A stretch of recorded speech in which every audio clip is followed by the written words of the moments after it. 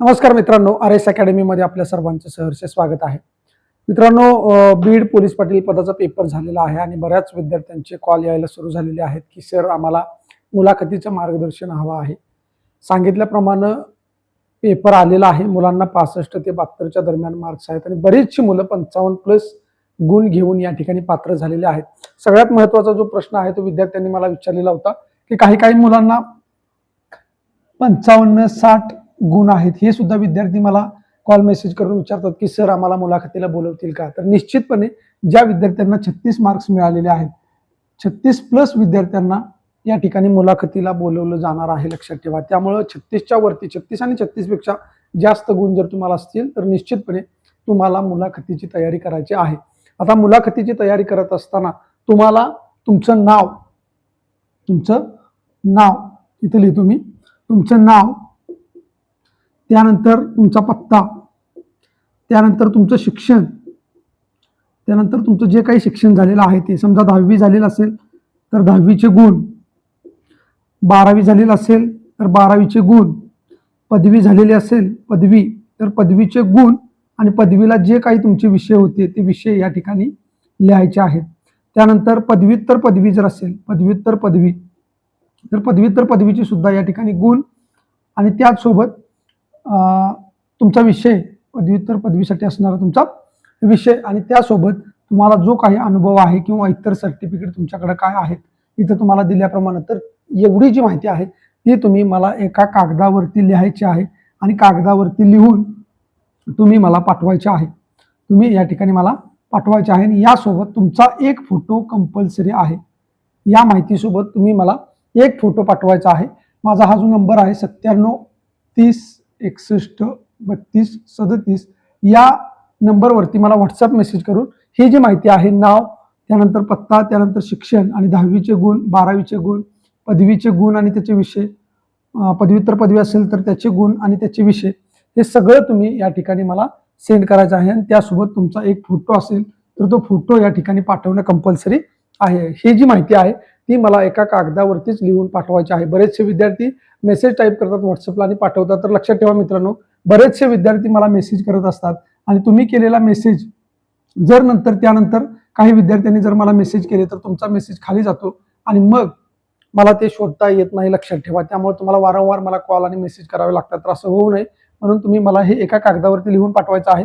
हे जर तुम्ही एका कागदावरती लिहून पाठवलं तर माझ्या गॅलरीला ते सेव्ह होतं आणि मग तुम्हाला चांगल्या पद्धतीनं मला मार्गदर्शन करता येतं. तर एवढीच तुम्हाला ही गोष्ट सांगायची होती. आता सगळ्यात महत्त्वाची जी गोष्ट आहे ती म्हणजे कागदपत्र कोणकोणती लागणार आहेत या विषयावरती आपल्याला बोलायचं आहे की मुलाखतीसाठी आता तुम्ही पात्र झालेला आहात आणि मुलाखतीसाठी आता बाकीच्या ज्या गोष्टी आहेत मुलाखतीच्या संदर्भामध्ये त्याचे व्हिडिओ सुद्धा मी तुम्हाला सेंड करेन. त्यामध्ये याबाबतची माहिती जी आहे ती दिलेली आहे. पण आजच्या या व्हिडिओमध्ये आपल्याला फक्त जी काही मुलाखतीसाठी कागदपत्र लागणार आहेत त्या कागदपत्रांच्या अनुषंगाने बोलायचं आहे. तर सगळ्यात महत्त्वाची गोष्ट की तुम्ही जो फॉर्म भरलेला होता, म्हणजे हे जी कागद इथे सांगितलेले आहेत मी, एवढी कागदपत्र ही तुम्ही फॉर्म भरतानाची कागदपत्र आहेत, लक्षात ठेवा. आता फॉर्म भरताना कोणकोणती कागदपत्र तुम्हाला लागलेली होती ती कागदपत्र कंपल्सरी तुम्हाला मुलाखतीसाठी लागणार आहेत. त्याच्यामध्ये बघा, 10वीचे गुणपत्रक आणि प्रमाणपत्र तुमच्याकडे असणं आवश्यक आहे. 10वीचे गुणपत्रक आणि प्रमाणपत्र असणं आवश्यक आहे. आता काही मुलांचं प्रमाणपत्र हरवलेलं आहे, काही मुलांचं गुणपत्रक हरवलेलं आहे. तर त्यासंबंधी मित्रांनो प्रत्येकाचे वेगवेगळे, म्हणजे असं नाही की प्रत्येक, आता जालन्याची भरती झाली, त्यानंतर हिंगोलीची भरती झाली, तर या विद्यार्थ्यांना काही विद्यार्थ्यांचे गुणपत्रक स्वीकारले, काही विद्यार्थ्यांचे प्रमाणपत्र स्वीकारले, तर ज्या त्या SDM ऑफिसवरती असतं, तुम्ही त्यांना विनंती करू शकता किंवा तुमची अडचण जी आहे ती अडचण त्या ठिकाणी सांगू शकता. परंतु माझं जे तुम्हाला मार्गदर्शन आहे की गुणपत्रक आणि प्रमाणपत्र दोन्ही असेल तर ते दोन्ही निश्चित या ठिकाणी घेऊन जावा. रिस्क कोणतीही घेऊ नका. अन्यथा जर तुमच्याकडे एक डॉक्युमेंट असेल, एक डॉक्युमेंट नसेल, तर तुम्ही SDM ऑफिसला कॉल करा आणि त्या पद्धतीने त्यांना विचारा की असं असं आहे आणि हे नसेल तर चालू शकतं का, किंवा डिजी लॉकरमध्ये काही जणांचे डॉक्युमेंट आहेत तर ते डिजी लॉकरचे डॉक्युमेंट चालतात का हे विचारायचं आहे. त्यामुळं तुम्ही SDM ऑफिसला एकदा कॉल करा आणि त्यांना ही तुमची जी अडचण आहे ती अडचण सांगा. परंतु तुमच्याकडे 10वीचं गुणपत्रक प्रमाणपत्र आवश्यक आहे, कारण 10वीवरती तुम्ही हा फॉर्म भरलेला आहे. दुसरी गोष्ट जी आहे ती डोमिसाईल सर्टिफिकेट, ज्याला आपण रहिवासी दाखला म्हणतो, जो तुम्ही फॉर्म भरताना अपलोड केलेला आहे. म्हणजे फॉर्मची जी तारीख होती, आता हिंगोलीचे बरेचसे विद्यार्थी असे होते की त्यांनी फॉर्म भरला आणि फॉर्म भरल्यानंतर मग काही जणांचे रिजेक्ट झाले, काही जणांचे रिजेक्ट झाले नाहीत. आणि मग त्यांचा नंतर मला मेसेज आला की सर आता मुलाखतीच्या वेळेला मला ते डॉक्युमेंट आहे ते डॉक्युमेंट मिळणार आहे. तर नंतरचं डॉक्युमेंट तुम्हाला उपयोग नाही, तर ज्यावेळी तुम्ही फॉर्म भरलेला होता त्या फॉर्म भरण्याच्या तारखेच्या अगोदरचे जे डॉक्युमेंट आहेत ते डॉक्युमेंट तुम्हाला यावेळी लागणार आहेत. अन्यथा जरी तुम्ही याच्यामध्ये पात्र झाला तरी अंतिम निवडीसाठी मात्र तुम्ही बाहेर पडणार आहे. लक्षात ठेवा. काही वेळेला नजर चुकीने राहून जातं किंवा काही जणांना मुलाखतीसाठी पात्र केलं जातं आणि नंतर मग अंतिम निवडीच्या वेळी डॉक्युमेंटमधून बाहेर काढलं जाऊ शकतं किंवा हे जे डॉक्युमेंट आहे ते मुलाखतीच्या अगोदर पण चेक केलं जाऊ शकतं आणि नंतर पण चेक केलं जाऊ शकतं. त्यामुळे कोणत्याही टप्प्यावरती तुमची निवड रद्द करण्याचा अधिकार जो आहे तो एसडीएम ऑफिसला आहे. त्यामुळे तुम्ही असं समजू नका की माझे डॉक्युमेंट गेले म्हणजे मी पात्र झालो. त्यांना अधिकार आहे. निवडीच्या अंतिम निवड होण्याच्या अगोदर तुम्हाला कोणत्याही टप्प्यावरती ते बाद करू शकतात कोणत्याही कारणास्तव. म्हणून तुमच्याकडे हे जे डॉक्युमेंट आहेत हे डॉक्युमेंट अतिशय महत्वाचे आहेत, तुमच्याकडे असणं अपेक्षित आहे. त्यानंतर बघा आधार कार्ड. ज्या आधार कार्डवरती तुम्ही फॉर्म भरलेला आहे ते आधार कार्ड तुमच्याकडे कंपल्सरी असणं आवश्यक आहे, कारण त्याच आधार कार्डवरती आपण फॉर्म भरलेला आहे. त्यानंतर चारित्र्य प्रमाणपत्र आणि शारीरिकदृष्ट्या सक्षम प्रमाणपत्र. आता सकाळी मला एका विद्यार्थिनीचा मेसेज आला होता की त्या विद्यार्थिनीचं असं मत होतं की मी एसडीएम ऑफिसला कॉल केलेला होता आणि एसडीएम ऑफिसला कॉल केल्यानंतर त्यांनी मला असं सांगितलेलं आहे की चारित्र्य प्रमाणपत्र आणि शारीरिकदृष्ट्या सक्षम प्रमाणपत्र जे आहे ते मुलाखतीच्या वेळेला तुमच्याकडे असणं आवश्यक आहे. परंतु हिंगोली आणि जालन्याची जी पोलीस पाटील भरती झाली त्यामधनं मी तुम्हाला सांगणार आहे की हे जे चारित्र्य प्रमाणपत्र आहे आणि शारीरिकदृष्ट्या सक्षम प्रमाणपत्र आहे, हे चारित्र्य प्रमाणपत्र जे आहे ते बऱ्याच जणांना वाटतं की पोलीस स्टेशनचं प्रमाणपत्र आता आपल्याला जोडावं लागतं, परंतु आपल्याला ते आत्ता जोडावं लागत नाही. किंवा हे जे शारीरिकदृष्ट्या सक्षम प्रमाणपत्र आहे हे जिल्हा रुग्णालयातून मिळतं आणि ते जिल्हा रुग्णालयातलं प्रमाणपत्र आणि पोलीस स्टेशनचं चारित्र्य प्रमाणपत्र हे आत्ता मुलाखतीच्या वेळेला लागतं असं बऱ्याच विद्यार्थ्यांचं मत आहे.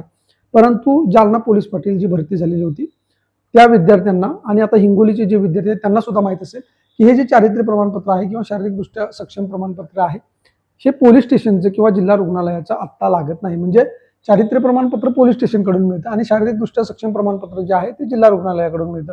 परंतु ही पोलीस स्टेशनची किंवा जिल्हा रुग्णालयाची जी प्रमाणपत्र आहेत ती सद्यस्थितीमध्ये लागत नाहीत. तर तुम्हाला सद्यस्थितीमध्ये बघा चारित्र्य प्रमाणपत्र जे आहे ते आपल्या टेलिग्राम चॅनलवरती अपलोड केलेलं आहे.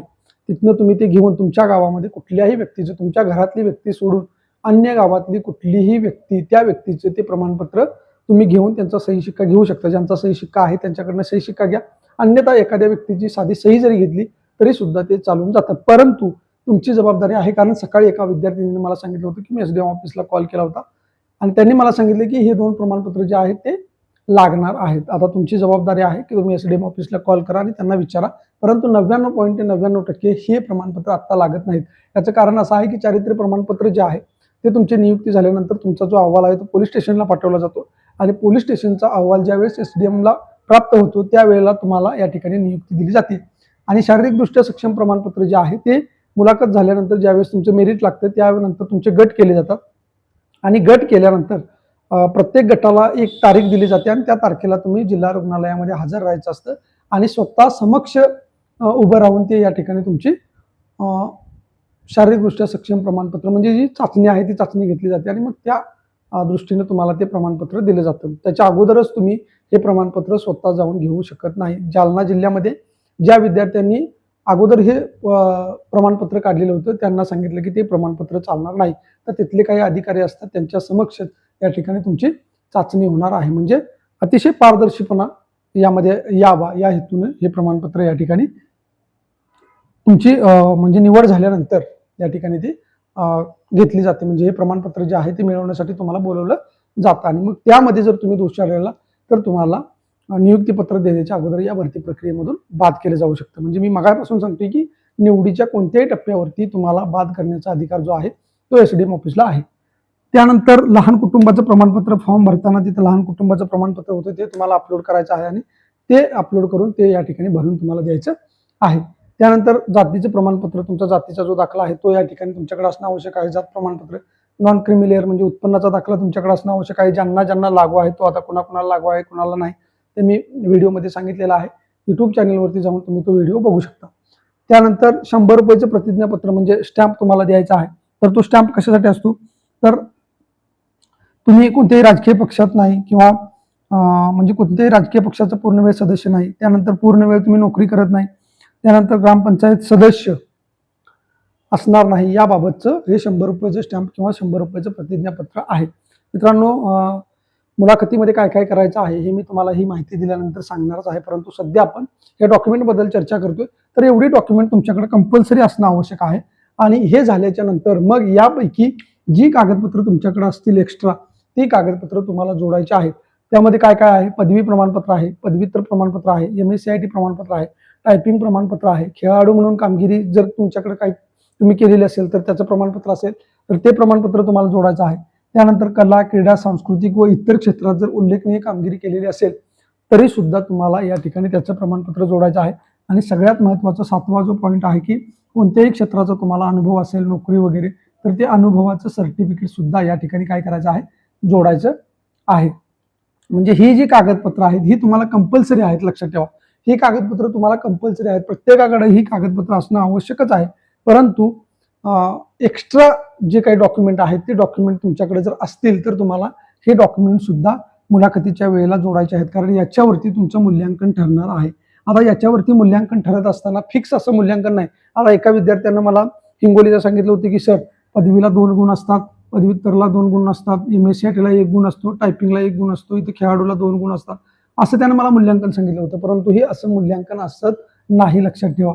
तर एकंदरीतच या संपूर्ण गोष्टी यापैकी तुमच्याकडे जी काही प्रमाणपत्र असतील तर त्यांच्या नजरेनुसार तुमचं व्यक्तिमत्व कसं आहे, तुम्ही कोणत्या प्रश्नांची कशा पद्धतीने उत्तरं देताय, तुमची बौद्धिक क्षमता तपासली जाते. आणि त्यानंतर मग तुमचं जे काही शिक्षण झालेलं आहे त्यामध्ये कॉमन त्यांच्या डोक्यामध्ये ज्या पद्धतीनं त्यांना वाटेल की यांना यासाठी एवढे मार्क्स देणं आवश्यक आहे, तर त्यानुसार ते तुमचं मूल्यांकन करणार आहेत.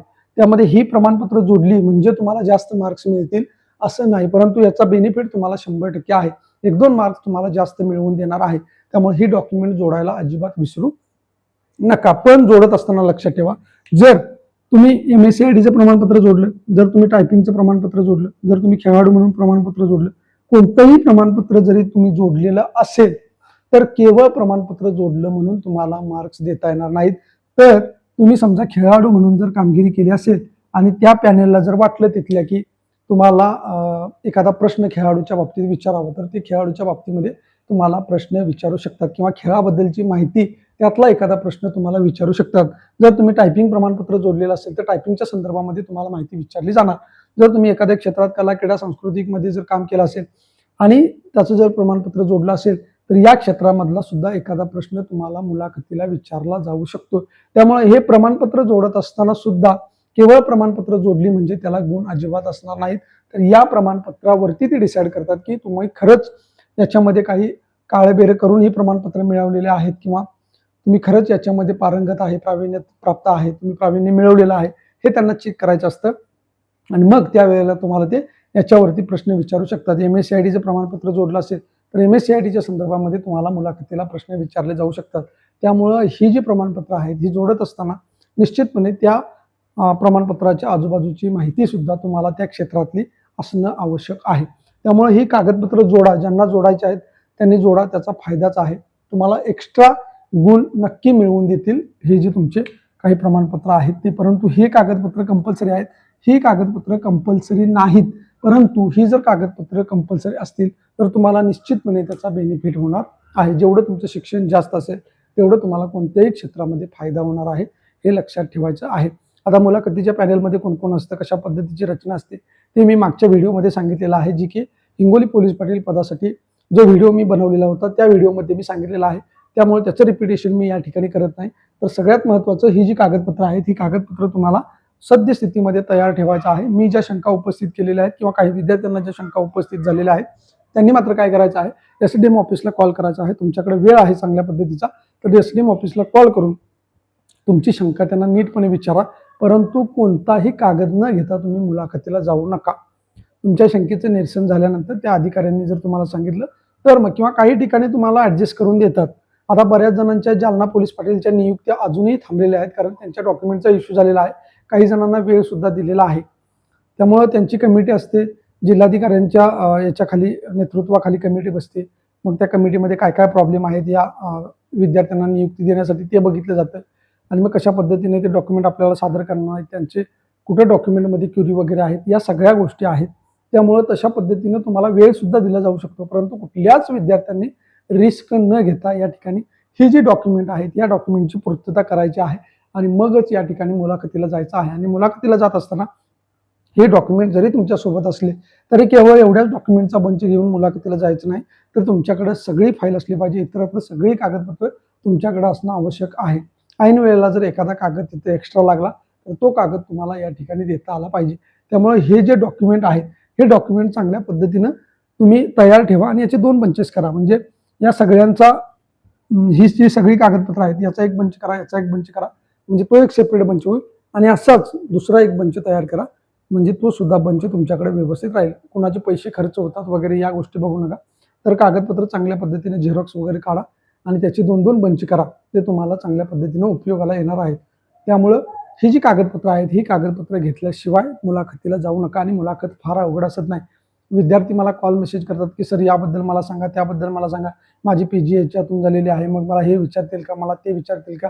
आणि मग खूप सारा ताण घेऊन टेन्शन घेऊन हे विद्यार्थी मुलाखतीला जातात आणि मग तिथं फार सोपे प्रश्न असतात, एवढे अवघड प्रश्न असत नाही.